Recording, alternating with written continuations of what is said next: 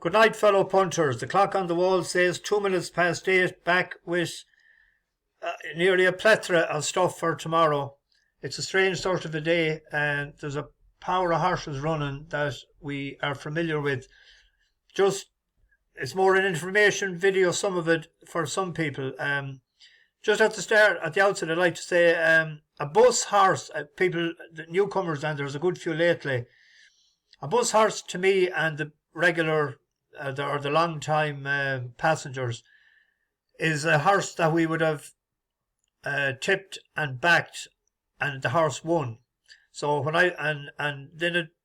we stay loyal to it and we go with it a second time. We fall out with them then and we get divorced. We go to the divorce court, and we were in divorce court the last couple of days. We lost Kraken Power, King Ferdinand, Hard Target, and Spirit of Inguru today. They're gone. But they won money for us, so we had to give them a chance to run for us again. And if the circumstances are right, maybe down the road, maybe we might give them another shot, but as of now, they're history. We missed bus horses last weekend.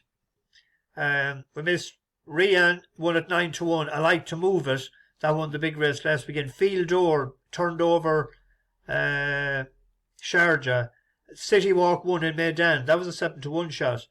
And the reason I didn't tip Rian, because Spanish Harlem, who looks to be Willie Mullins' plot job for the Martin Pipe, he was up against him, and it would drift out to 9-1.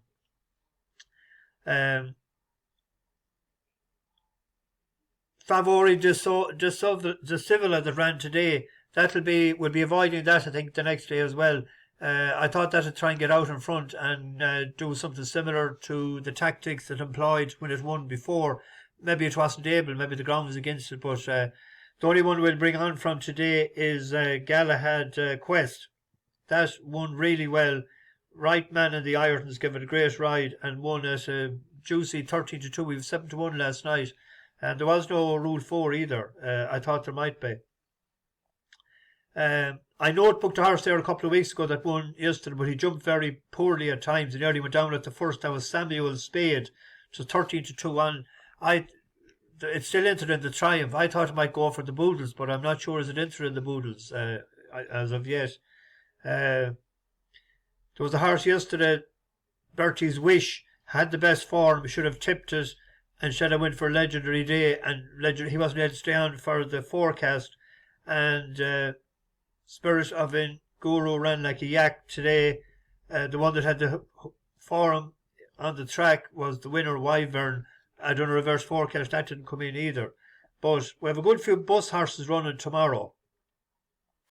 The first one off is Alligator Alley. Well, this has won 4 times for us, and it's an listed race tomorrow, and it actually comes out well at the weights. If there's a handicap, it'd be given a couple of pound away to a couple of them. But the horse needs a lightning breakneck speed for him to be seen at his best. So it's drawn in 1. It needs speed, so we can include this. We could do cross doubles and cross trebles tomorrow with a few of those. That's the first one off. Then we have Scriptwriter off at 150. Stig has put up this as his next best. We got good news today from Andy Hallett, who was in Milton Harris's yard, and he said that he was expecting it to win tomorrow. They've done something similar with this with Knight Salute. It won this race and it went on then to run a very good race in Cheltenham. Actually last year it won this. So the same, hope he does the same. And Andy Hallett's better half, her words, not mine, but I agree with her. Katrina Shoebridge brought carrots and all kinds of goodies today and gave them to Scriptwriter. Give him hugs and kisses and the whole works. So hopefully he can do the business tomorrow. It's the main one that we want to see winning tomorrow. Andy put up a horse as well that Milton Harris might win the bumper, and he did at I got 5-1. I don't know what he finished up at. So that's good. And there was a couple of winners given as well the last few days, so that's all very good. I'll speak more about that maybe tomorrow. We have, what's next? The 218 at Newcastle, another winner last time out for us. Heroique de Maulde. That was in Doncaster, but he has had 2 good runs at 2.5 miles in Newcastle. One when he looked like winning before Christmas and bled, and then he had wind surgery, or no, not bled, whatever happened. But he's had 2 good runs at the track. I prefer if to 2 miles too than 2 miles, but let him out there, and he's a good jumper. And then we have 2:45 at Fairyhouse, a horse that was notebooked by the Stig, and it opened up at 100 to 30 the last time with off odds on. Cadatharla is the Irish for what happened. What happened that day was he won very snug, but he ran very green. He's gone up, I think he got £11, did he?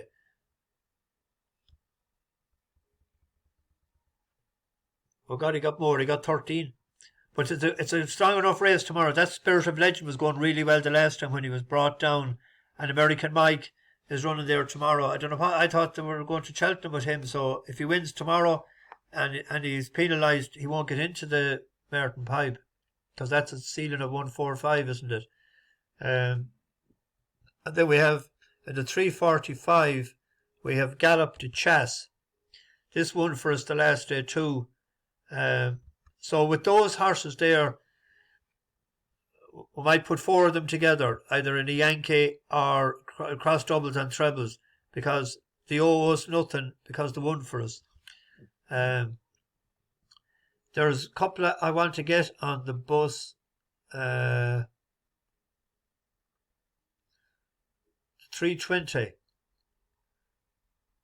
This opened up 9 to 2. It's into 11 to 4, and it opened at 4s with the green bookie. Jump the Shark.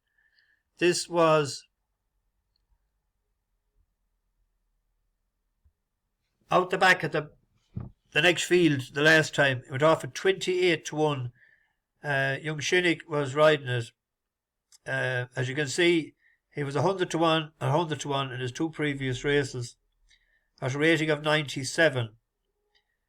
Eye-catching, I thought, and the step up in trip from 2 miles to 2.5 miles would definitely suit.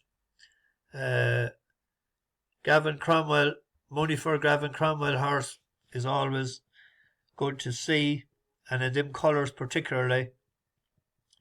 So handbrake should be in the off position tomorrow, I would imagine, and that's worth a win bet. And in the race after it, there's the Bobby Joe.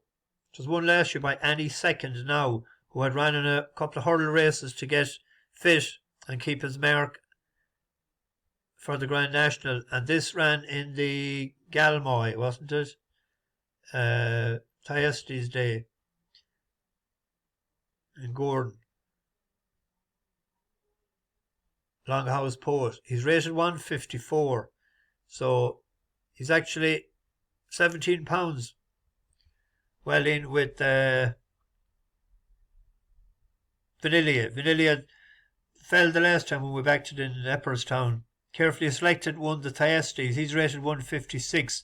But Longhouse Poet 154. The weights are out now for the Grand National, so they can be more dutiful in the saddle and on the track. So I thought that was worth an each way bet tomorrow. It was 6s earlier, I thought. But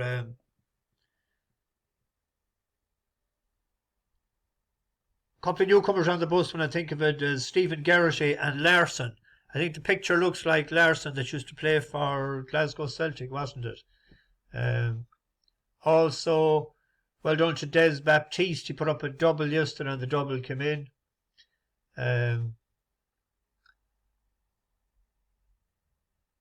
So what I'll do, I was going to go Rhea. I'll have to do a separate video for anyone that wants the horses for Rhea, because I won't have the time now. We're at the 10-minute mark and I have only 15. So I'll put up a few bets in the description. To what we'll do tomorrow. We won't go mental because Cheltenham is away, but if we niche a few, if we put 4 of them in a Yankee or cross doubles and trebles, that has won for us before, and we'll back that jump the shark as well. There was one in England, but I haven't. Where was that? It's in Kempton.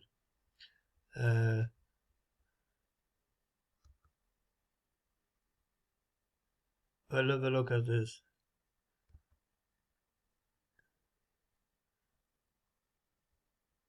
Valde.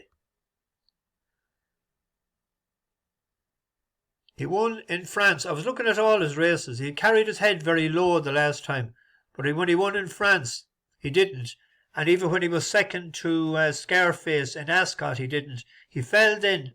So the last time, it looked like as if they just gave him a spin around to get his confidence back.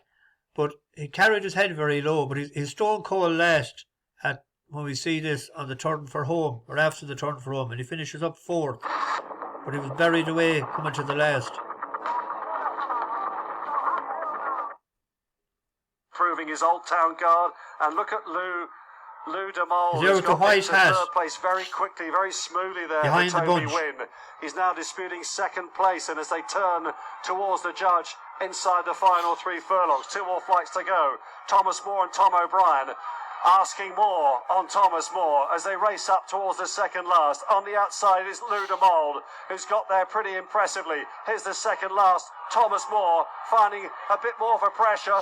Lou de Maulde is pressing him hard now. They kick clear of the others. It's So Fury battling on into 3rd place alongside Zestful Hope. But 1 more flight to go now for Thomas Moore. Oh, and he jumped that really splendidly. Still leads by 3 lengths. Lou de Maulde is giving chase up the straight here. Thomas Moore holding him. Lou de Maulde is trying 1 more time on the far side, but Thomas Moore is going to make virtually every yard of the running. Another boost for the Challow hurdle form as he wins for Tom O'Brien and David Pipe. Lou de Maulde 2nd. It's So Fury. There's a race in him, whether it's tomorrow or not is another thing. There is one horse there I'm slightly afraid of, is Don Hollow. But anyway, I'm rattling on too much.